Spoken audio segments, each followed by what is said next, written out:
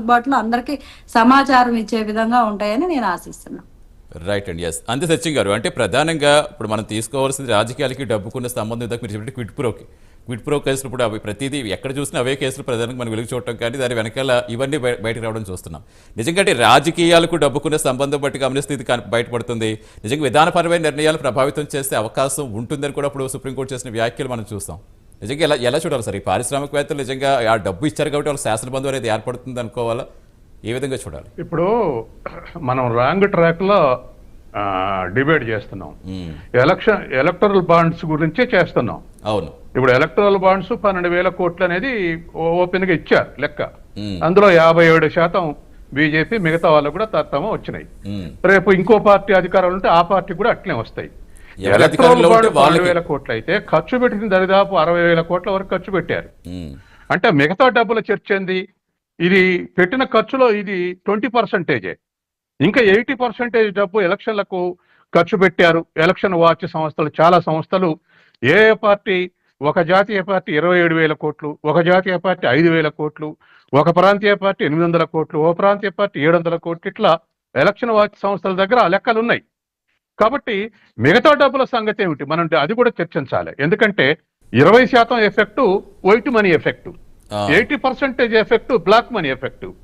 ఇవాళ ఈ కిడుపురాల వల్లనే ఇప్పుడు మనం ఎలక్షన్ల బాండ్లు ఈ డబ్బులే ఖర్చు పెట్టారు, వీటితోటి ఇన్ఫ్లుయెన్స్ చేశారు అనుకుంటున్నాం. కాదు, ఎలక్టరల్ బాండ్స్ ఉన్నాయి కాబట్టి మిగతా డబ్బులు రావనుకోవటానికి లేదు. ఎలక్టరల్ బాండ్స్ ఇస్తారు, మిగతా డబ్బు కూడా ఇస్తారు, మిగతా డబ్బు కూడా ప్రొవైడ్ చేస్తున్నారు. లేకపోతే 2,000 కోట్లు ఎక్కడి నుంచి వస్తాయి? ఎలక్టరల్ బాండ్స్ ద్వారా 12,000 కోట్లు వస్తాయి. 55,000 కోట్లు ఎక్కడ ఖర్చు పెట్టారు? అంటే అదర్ దాన్ ఎలక్టరల్ బాండ్స్ కూడా ఇండస్ట్రియలిస్టులు ఇస్తూనే ఉన్నారు. ఇది మనం పట్టుకోవాల్సినటువంటి అంశం. అంటే ఆ క్యాష్ రూపంలో అందుతూనే ఉంది. తర్వాత రెండోది ఏమిటంటే, డబ్బులు పెడితే కూడా గెలవని స్థితి నిరాకరిస్తే ఈ డబ్బుల ప్రాధాన్యత తగ్గుద్ది. చట్టాలు చేసి ఎన్ని చట్టాలు చేసినా వాటికి లూపోల్స్ ఉంటూనే ఉంటాయి, వాటిని పార్టీలు ఎక్స్ప్లాయిట్ చేస్తూనే ఉన్నాయి. కానీ కొన్ని చోట్ల చైతన్యం వచ్చిన దగ్గర డబ్బులు పెట్టినా గెలవనటువంటి స్థితి ఉంది. అటువంటి స్థితికి ప్రజలను చైతన్యం చేసుకుంటే వీటికి పరిష్కారం ఉంటది. అంతే తప్ప ఇప్పుడు ఎలక్షన్స్ అప్పుడు రైడ్ చేస్తే, ఎలక్షన్ కమిషన్ రైడ్ చేస్తే మహా అయితే ఒక 800 కోట్లు దొరుకుతున్నాయి. కానీ నియోజకవర్గానికే 100-200 కోట్లు పార్లమెంట్ సెగ్మెంట్లో పెడుతుంటే నువ్వు పట్టుకోవటం ఎట్లా నీకు సాధ్యం? కానీ ప్రజలు చైతన్యవంతులు అయితే డబ్బులు పెట్టినా గెలవని స్థితి వస్తే ఈ డబ్బుల ప్రాధాన్యత తగ్గేటువంటి అవకాశం ఉంది. మనం వివిధ రాష్ట్రాల్లో చూస్తున్నాం. ఇప్పుడు సౌత్ లో ఆంధ్రప్రదేశ్, తెలంగాణ, తమిళనాడు, కర్ణాటకలో అయినట్టు కేరళ కావట్లేదు. అట్లాగే నార్త్ లో, గుజరాత్ లో, రాజస్థాన్ లో ఇట్లయినట్టుగా బెంగాల్ గానీ, త్రిపురలో గానీ, ఒరిస్సాలో కావట్లేదు. ఆ స్థాయిలో నెమ్మదిగా పెనట్రేట్ అవుతున్నాయి. కానీ ప్రజలు చైతన్యం చోట డబ్బులు తర్వాత ఇంకోటి కూడా agenda, political agenda, peoples issues agenda జరిగినప్పుడు డబ్బులు ఇచ్చినా ఓటేయరు. ఉదాహరణకు మహిళల సారా వ్యతిరేక ఉద్యమం చేస్తే నేను అధికారంలోకి వస్తే సారా నిషేధిస్తాను ఎన్టీ రామారావు ఎలక్షన్ ఎజెండాగా మార్చాడు.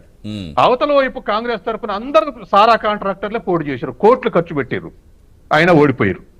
ఎందుకని? ఒక ప్రజలు కోరుకుంటున్నటువంటి సారా నిషేధిస్తానటువంటి విషయాన్ని ఎలక్షన్ ఎజెండాగా మార్చిండు ఎన్టీఆర్.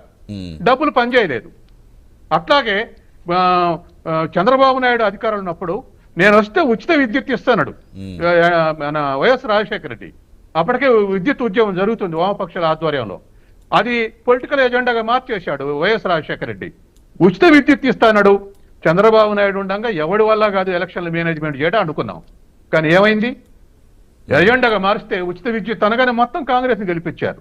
కాబట్టి ప్రజలు ఏం కోరుకుంటున్నారో ఆ ఇష్యూని పొలిటికల్ ఎజెండాగా మార్చి ప్రజలు చైతన్యం చేస్తే ఆ ఒక్కసారికైనా డబ్బులు పెట్టే గెలవని స్థితి అయితే ఇప్పుడు ఏమొచ్చింది? ఇప్పుడు ఏం పరిస్థితి వచ్చింది? అదే స్థితి రాబోతుంది. అంటే అప్పట్లో ఉందంటారు, కొంచెం మార్పు అనేది కనిపించట్లేదా ఈ మధ్య కాలంలో? ఇప్పుడు కూడా అండి ప్రజలు అందరి దగ్గర తీసుకొని, ఇప్పుడు నేను చాలా మందిని ఇంటర్వ్యూ చేశా. మేము కొద్దిగా కాన్ఫిడెన్షియల్ ఉంటాడు సార్ అనుకుని చెప్పిన వాళ్ళు ఉన్నారు. అందరి దగ్గర తలా 2,000-3,000 తీసుకొని ఎవరు నచ్చితే వాళ్ళకే వేస్తున్నారు ఓటు. ఇప్పుడు ఇచ్చే వాళ్ళకు కూడా నమ్మకం పోయింది, డబ్బులు ఇస్తే అసలు నమ్మకం లేదు. అంటే వాళ్ళు కూడా ప్రజలు బహిరంగానే చెప్తున్నారు కదా సత్యం గారు, బహిరంగానే చెప్తున్నారు ఎవరైనా తీసుకోండి, డబ్బులు తీసుకోండి, మాకు ఓటేయండి, అది మీకు నచ్చిన వాళ్ళకి ఓటేయండి, అందరూ కూడా బహిరంగంగా చెప్తున్నారు కదా. చెప్తున్నారు. మునుగోడులో చూసాంగా మనం వీడియోలు ఉన్నాయిగా. అక్కడ 4,000 ఇచ్చారు, మాకు 4,000 ఇచ్చారు, 5,000 ఎందుకు ఇరని ప్రజలు అడుగుతున్నారు. కాబట్టి ఈ స్థితి వచ్చింది. మరింత చైతన్యం వస్తే ఈ డబ్బులు ప్రభావితం చెయ్యవు అనేటువంటి స్థితికి పోవాలి. ఎవరు అంటే డబ్బులు ఇప్పుడు ఇచ్చినా ఎలక్ట్రల్ బాండ్స్ ఒక్కడే ఆపేస్తుంది గెలుస్తున్నాడు కాబట్టి సరే రావాలి. మనం అనుకున్నట్టుగా ఇప్పుడు ఆ క్విడ్ ప్రోకోలు అప్పుడు జరిగిన అప్పుడు ఇచ్చిన వాటికి సంబంధించి ఇప్పుడు ఓకే క్విడ్ ప్రోకోలు వస్తున్నాయి. సో ఇది Yes. ప్రధానంగా ఎలా చూడాలనుకోవాలి? ఇప్పుడు అది ఆగిపోయింది కాబట్టి ఇంకా ఆపేమని చెప్పింది. ఇప్పుడు ఇక్కడి నుంచి విరాళాల రూపంలో ఏ విధంగా ఇస్తున్నారు అనుకోవాలి, ఏ విధంగా జరుగుతుంది అనుకోవాలి? ప్రజల దగ్గర వసూలు చేయాలండి. ఇవాళ ప్రజల దగ్గరే పోతుర్రు. ఎక్కువ శక్తివంతుడు ఎక్కువ ఇస్తాడు, తక్కువ శక్తివంతుడు తక్కువ ఇస్తాడు. ఎక్కువ ఇచ్చిన వాడు దాంట్లో చూపెట్టుకుంటాడు.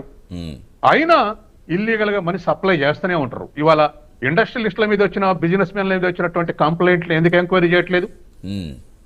ఎందుకు ఎంక్వైరీ చేయలేదు చెప్పదండి. స్టేట్లో అయినా నేషనల్ లెవెల్ అయినా ఇప్పుడు ఇండియా ఇండియన్ బ్రాండ్ని 100 ఏళ్లు కష్టపడాడు టాటా దీన్ని కాపాడటానికి, భారత బ్రాండ్ని.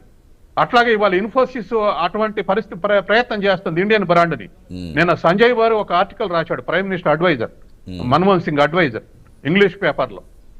ఈ రెండు కంపెనీలు 100 సంవత్సరాల నుంచి కష్టపడుతున్న ఇండియన్ బ్రాండ్ నిలబెట్టడానికి అదాని వచ్చి మొత్తం ఇండియన్ బ్రాండ్ ని కొలాప్స్ చేస్తుండే, ప్రభుత్వం ఇప్పటికైనా అరికట్ట మంచిదని రాశాడు. ఆయన ఏ పార్టీ లేదు. కాబట్టి మనం వ్యవస్థ అదుపులో పెడితే వీళ్ళు కూడా అదుపులో ఉంటారండి.